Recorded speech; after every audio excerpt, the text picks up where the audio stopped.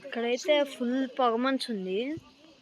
ఇక్కడ ఉంది ఈ కొండ చూడండి, అసలు ఏం కనిపించలేదు, అంత మంచు ఉంది ఇక్కడ. అసలు చాలా మంచు ఉంది.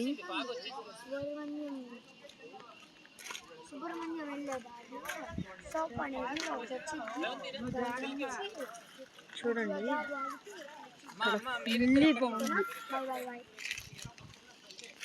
అయిపోయింది కూడా వీడియో బాగుంది. 10 నిమిషాలు తీసేసాం.